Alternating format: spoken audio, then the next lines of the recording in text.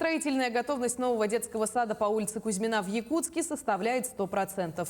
Новый детский сад возведен по национальному проекту «Демография». Объект предусматривает посещение 240 детей. Подробнее об условиях заведения, а также о планах возведения новых детских садов узнавала Марфирина Алексеева. Новое трехэтажное здание полностью отстроено и благоустроено. Завезен инвентарь и вся необходимая мебель. Осталось лишь получить лицензию. Согласно проекту, в здании имеется 12 основных помещений для групп, зал для занятия физкультурой, медицинский отсек, пищеблок, прачечная и прогулочная веранда.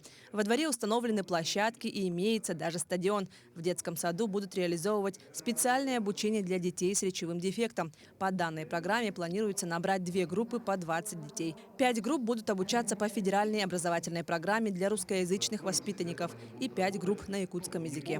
Рассчитан на детей, начиная с раннего возраста. Наш детский сад будут посещать дети от 2 лет. Будут организованы 2 группы раннего возраста. Детский сад будет реализовывать федеральный государственный образовательный стандарт дошкольного образования, которая разработана на основе программ «Мозаика» федеральная. Первые шаги для детей раннего возраста. У нас будут открыты 5 групп с якутским языком обучения. В этих группах будет реализовываться региональная программа «Кустук».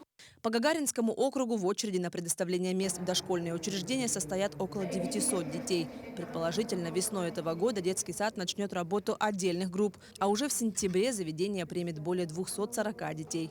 Помимо обеспечения дошкольными местами, благодаря новому детскому саду трудоустроится более 80 граждан. Ввод нового детского сада решит вопрос о больше 240 детей, которые уже будут ходить в этот новый детский сад.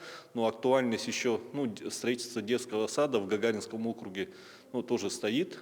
В данное время утвердили штатное расписание, создается новое юридическое лицо, буквально на днях будет регистрация.